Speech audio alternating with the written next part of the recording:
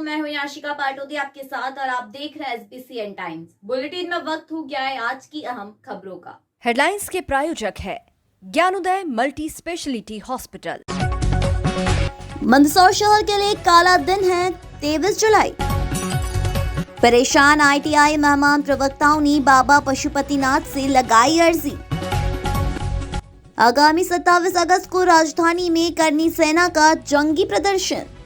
23 जुलाई वह दिन जो कि मंदसौर कभी नहीं भुला सकता। जी हाँ, मंदसौर की प्रसिद्ध पशुपतिनाथ मंदिर से अचानक एक पुलिसकर्मी अपनी राइफल लेकर गोलियों की बौछार करते निकला और शहर के बाजार क्षेत्र में आकर आम जन पर गोलियां बरसाई। इस हादसे में आम लोगों की जान गई। उसी की याद में मंदसौर के जिला अस्पताल परिसर में एक स्मृति वन की स्थापना की गई थी और एक स्मारक यहां पर तैयार किया गया था, जिस पर घटना में मारे गए लोग जिन्हें शहरवासी शहीद का दर्जा देते हैं, उन सभी का नाम अंकित था। और प्रतिवर्ष 23 जुलाई जब भी आती है तब समाज सेवी संगठन यहां पुष्पांजलि करने पहुंचते हैं। नगर पालिका परिषद और शहर के समाज सेवी सुनील बंसल ने कहा कि हाल ही में अस्पताल परिसर में चल रहे नवीन भवन निर्माण के चलते बिना किसी सक्षम अनुमति के स्तंभ को तोड़ दिया गया और स्मृति वन पूरी तरह उजाड़ दिया गया।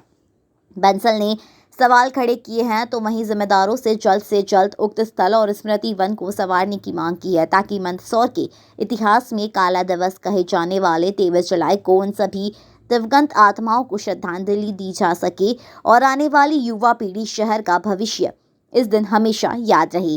कल रविवार 23 जुलाई को समाज सेवी संगठन हर बार की तरह यहां पहुंचेंगे और इस बार श्रद्धांजलि के बाद संबंधित अधिकारियों व जनप्रतिनिधियों के पास पहुंच स्मृति वन व स्मारक को पुनः बनाने की मांग करेंगे। हुई और शहीदों के साथ अपमान जैसी स्थिति है। 23 जुलाई को मंदसौर के इतिहास में काला दिवस के रूप में जाने जाने वाला एक दिन था, जहां पर भगवान पशुपतिनाथ जी के मंदिर से रमेश शर्मा नाम के एक पुलिसकर्मी ने, पता नहीं उसके दिमाग में क्या भूत सवार हुआ, अपनी जो राइफल लेकर वहां से मंडी गेट से लेकर घंटाघर तक आकर गोलियां बरसाता रहा। अनेक लोगों को उसने गोली मारी, जिसमें मेरे ख्याल से 25-26 लोग घायल हुए थे। उसमें 18 लोग जो है प्रभु को प्यारे हो गए, या हम उनको कहेंगे कि वो शहीद हो गए, क्योंकि उनका तो कोई दोस्त था ही नहीं। वो तो मार्केट में घूम रहे थे, दुकान पे बैठे थे। तो उसकी याद में एक स्मृति वन हमने वहाँ पर तत्कालीन नगर पालिका ने बनाया था। एक बढ़िया सा स्मारक बनाया था, उस पर उन जो जितने लोग शहीद हुए थे 18 ही, उन सबका नाम, तारीख, पूरा घटनाक्रम उस पर अंकित था। परंतु इस बिल्डिंग को बनाने के चक्कर में वो स्मारक को तोड़ा गया। मुझे लगता है कि उसकी न तो कोई सक्षम अनुमति ली गई है, न ही कोई उसकी प्रोसीडिंग हुई कि इसको यहाँ से हटाया जाए। वहाँ से हटाकर जो यहाँ पर जो व्यवस्था देख रहे हैं सीएमओ और जो ठेकेदार हैं, उसने ये किया, रोटरी बनाकर छोड़ दी और इसकी दुर्दशा आप देख रहे हैं। 23 जुलाई फिर आ गई है। हमारा कहना है कि अगर शहीदों के स्मारक की हालत ऐसी होगी तो बाकी शहर की हालत क्या होगी। मैं आपके चैनल के माध्यम से विधायक जी, सांसद जी, नगर पालिका अध्यक्ष जी और तमाम जनप्रतिनिधियों से अनुरोध करूँगा कि सबसे पहले इसे तुरंत कंप्लीट किया जाए। जो स्मृति वन है पूरा, इसे कंप्लीट किया जाए, उसके बाद इस बिल्डिंग का काम किया जाए। ठीक है, बिल्डिंग अगर आप बना रहे हैं तो बिल्डिंग का काम बिल्डिंग की जगह चलता रहे, पर हम देख रहे हैं इसकी दुर्दशा है। और जो निश्चित रूप से जो शहीद परिवार हैं उनको कहीं ना कहीं आत्माओं को रोज़ जब निकलते हैं तो ठेस पहुँचती है। और कल चूँकि 23 जुलाई है तो यहाँ पर दशपुर जागृति संगठन के माध्यम से हम यहाँ, हमारे सत्यन जी सोम भी अभी थोड़ी देर पहले यहीं थे, चंद्रशेखर आज़ाद की प्रतिमा के बाद हम यहाँ पर आकर श्रद्धा सुमन भी अर्पित करेंगे। और शासन प्रशासन को जगाने के लिए नहीं होगा तो यहाँ से एक रैली लेकर या स्कूटर से जाकर उन्हें भी हम संगायित करेंगे कि इस चीज़ को, चाहे कोई सी भी निधि हो, चाहे नगर पालिका की निधि हो, चाहे सांसद निधि हो, चाहे विधायक निधि हो, चाहे कलेक्टर निधि हो, चूँकि रेड क्रॉस यहाँ पर जिला चिकित्सालय में रोगी कल्याण समिति है और यहाँ जब ठेका दे रखा है तो निश्चित रूप से उस ठेके में इस चीज़ का भी उल्लेख होगा।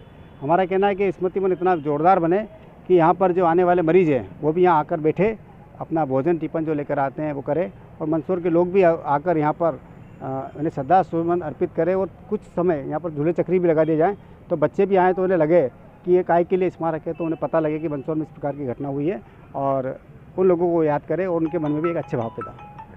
आमतौर पर परेशान कर्मचारियों को अपनी मांगों को लेकर वरिष्ठ अधिकारियों व जनप्रतिनिधियों को ज्ञापन देते आपने देखा होगा, लेकिन मध्य प्रदेश ITI मेहमान प्रवक्ता समाज कल्याण समिति अपनी 3 सूत्रीय मांगों की अर्जी लेकर बाबा पशुपतिनाथ के दरबार पहुंचे और कहा है कि बाबा भोलेनाथ का पवित्र सावन माह चल रहा है और हमने अब हमारी अर्जी बाबा पशुपतिनाथ से लगाई है।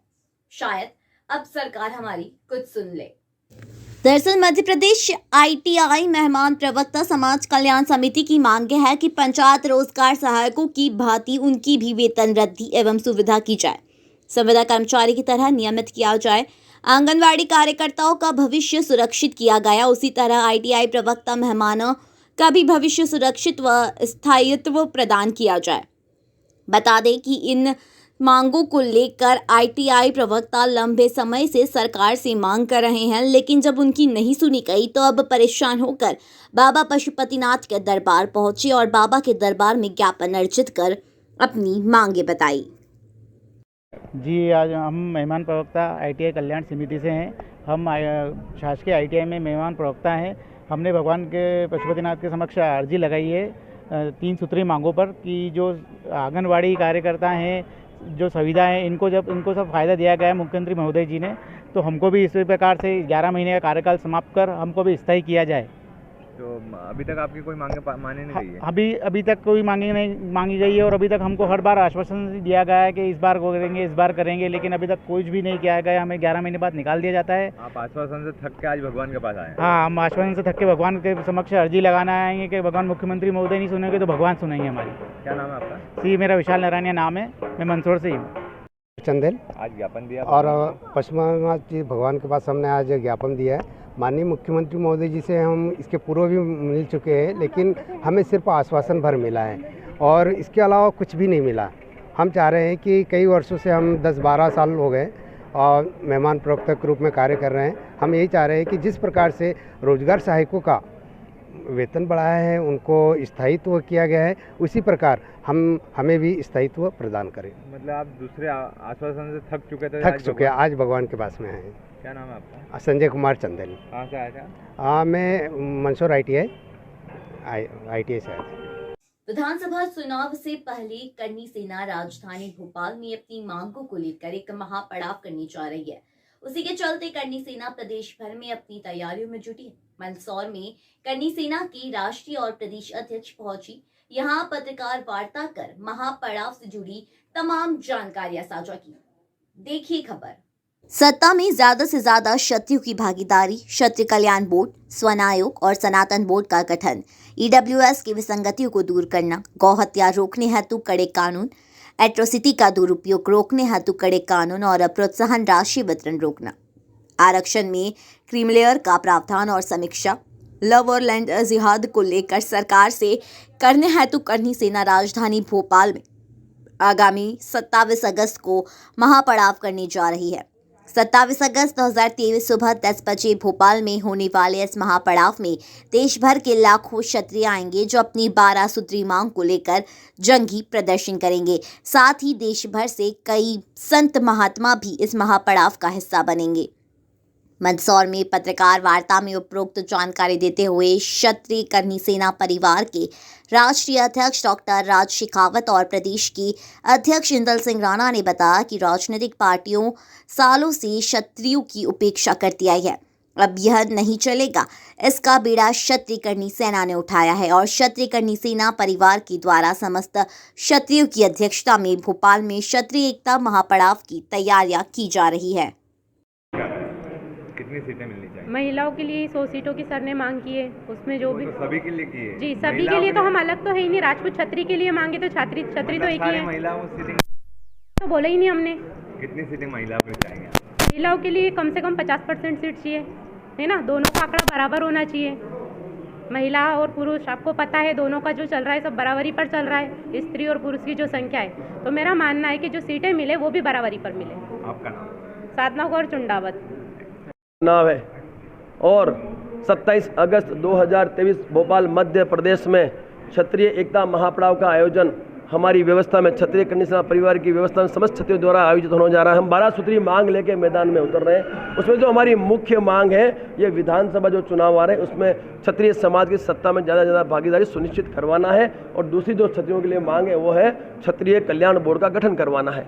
उसको लेके हम मैदान में उतर रहे हैं और हम 27 अगस्त को 2 बजे तक का अल्टीमेटम इन राजनीतिक पार्टियों को देंगे।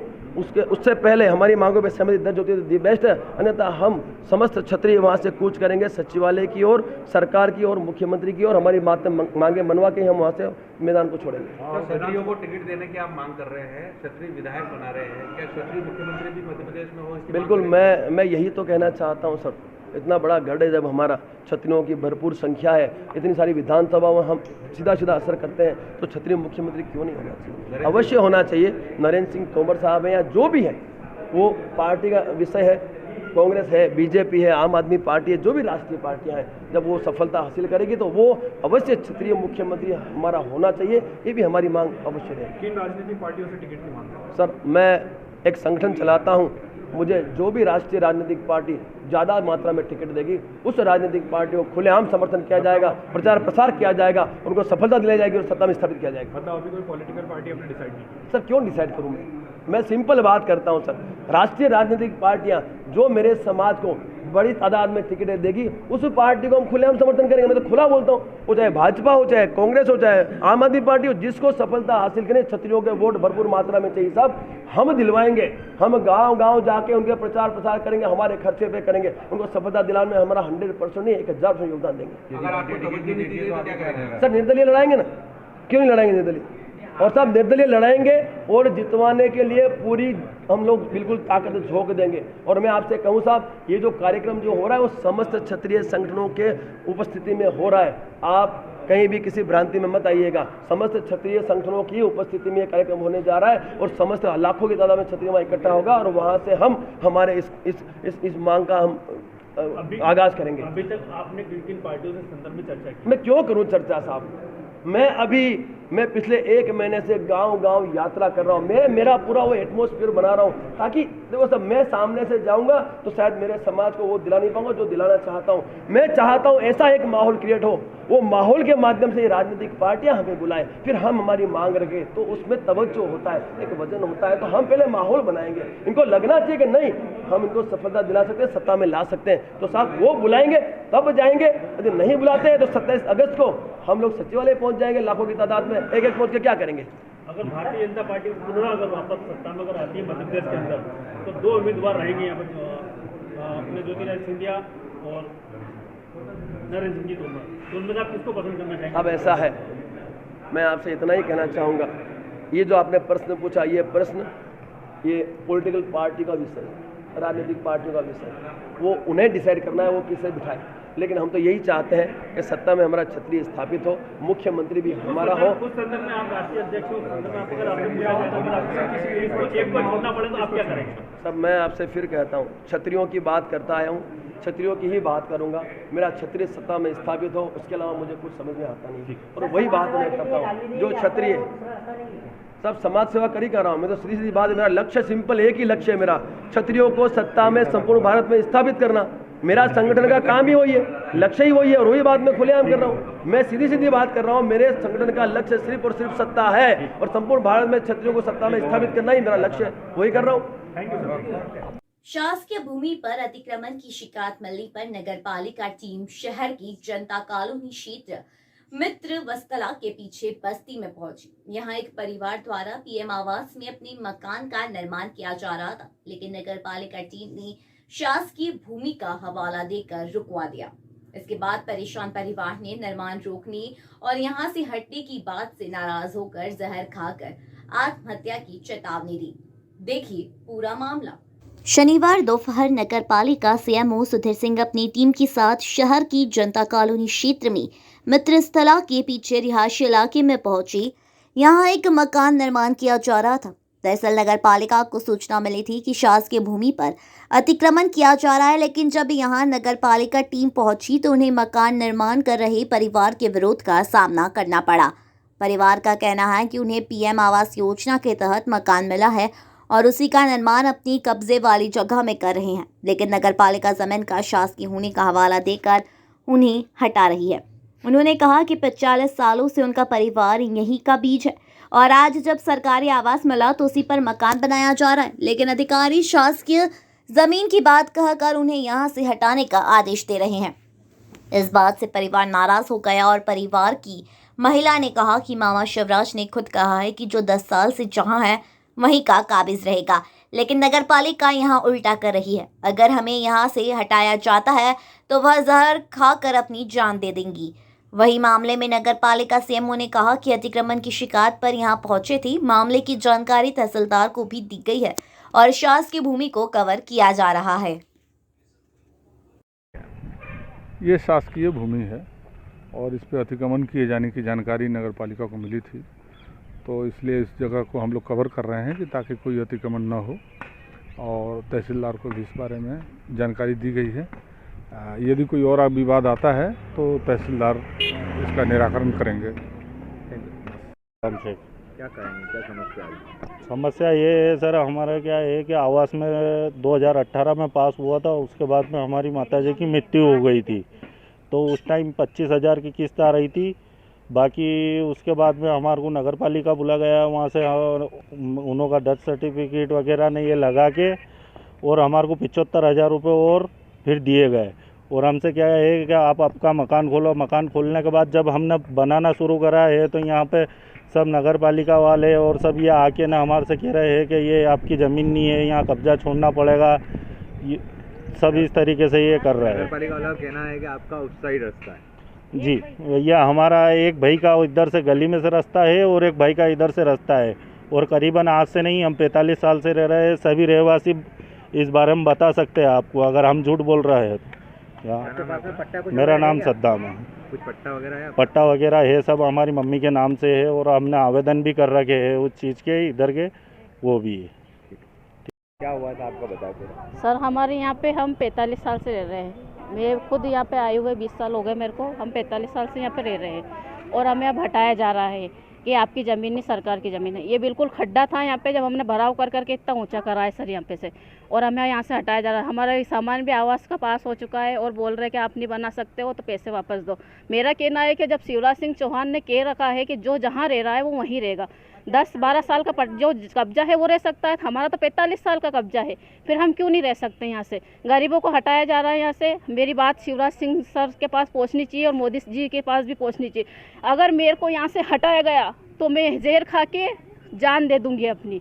मेरे को जगह चाहिए। आप मेरे घर में आके देख सकते हो कि घर में बिल्कुल जगह नहीं है, और मैंने कच्चा घर में था, मैंने तोड़ के नहीं और बनाने की ये करा है। आपका आवास का पैसा पास हो चुका है? हाँ, आवास का पैसा पास हो चुका है। आपका रास्ता पहले किधर था? इधर ही था शुरू से। हमारा शुरू से रास्ता है ना सर, एक भाई का उधर है, एक भाई का इधर है, 2 भाई का हमारा रास्ता है इधर। तो अब हमें हटाया जा रहा है। और ये देख लो, आप देख सकते हो कि तार फेंसिंग कर दी गई, वहाँ पे भी खंबा गाड़ दिया गया है, और हमने यहाँ से वहाँ तक क्या कर रहे हैं अभी? रास्ता बंद कर रहे हैं? रास्ता बंद कर रहे हैं। हमें ज़मीन में थोड़ा बहुत भी हिस्सा नहीं दे रहे हैं। हमने बोला हमें थोड़ा बहुत हिस्सा दे दो तो हम और थोड़ा मकान बना लेंगे, हमारा रास्ता छोड़ दो हमें। अहम खबरों में आज के लिए इतना ही। देश और प्रदेश की खबरों के लिए देखते रहिए SBCN टाइम्स।